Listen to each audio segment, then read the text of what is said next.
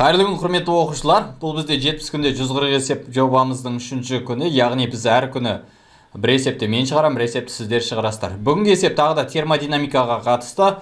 Мына жерде метанолдың жану теңдеуі берілген. Енді осы реакциядағы заттардың түзілу энтальпиялары мына кестеде берілген дейді. Массасы 160 грамм метанол жанғанда бөлінетін жылу мөлшерін есептеңіз.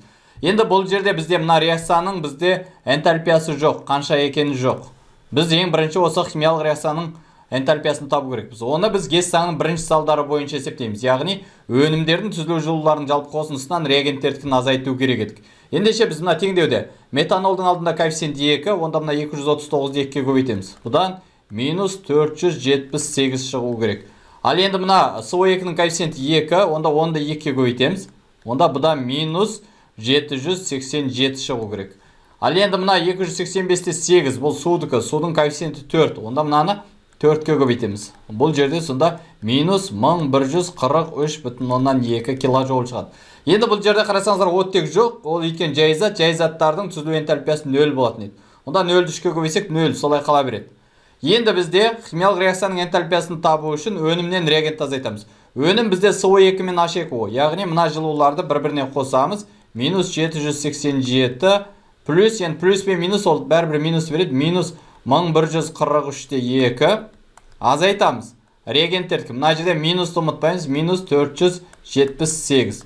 Енді осыдан, мына бірінші жақшадан бізде минус 1930,2 шығу керек. Енді мына минус пен минус плюс береді, сонымен 478. Енді жалпы қосындымыз, сонда минус шығады, бұл жерден минус бізде 1452-де 2 килоджоуль. Енді бұл бізде экзотермиялық реакция, бұл жердегі минус деген ол жай ғана жылуды бөледі деген мағынаны білдіреді. Ал енді бізде берілген қандай? 160 грамм метанол жанғанда қанша жылу бөлінеді дейді. Енді бізде теңдеуде қарасақ 2 мол этанол тұр, метанол тұр. Онда 2 мол деп отырамыз.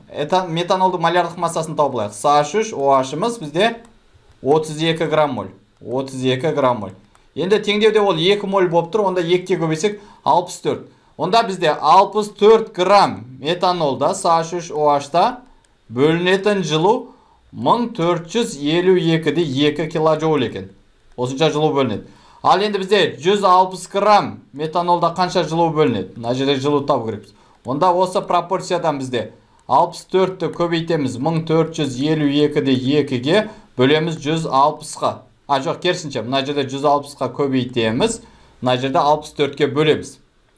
Так, бөлу 64.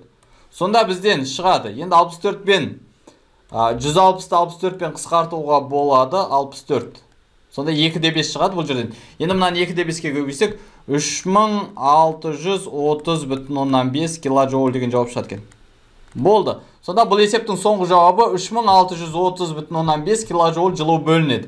Енді сіздерде тесттің жауабында дельта H пен болса, онда минус деп тұрады. Минус 3635. Егер жай ғана Q мен болса, онда плюс болып тұрады. 3630,5 килоджоуль. Осынша жылу бөлінеді. Так, енді дәл осыған ұқсайтын бір есеп сіздерге беріледі. Бұл бізде этанолдың жану реакциясы. Дәл жаңағындай бізде түзілу энтальпиялары берілген. 138 грамм метанол жанғанда қанша жылу бөлінеді дейді. Бұны өздеріңіз есептеп, жауабын осының астына қалдырып кетсеңіздер болады. Ертең кездескенше аман сау болыңыздар.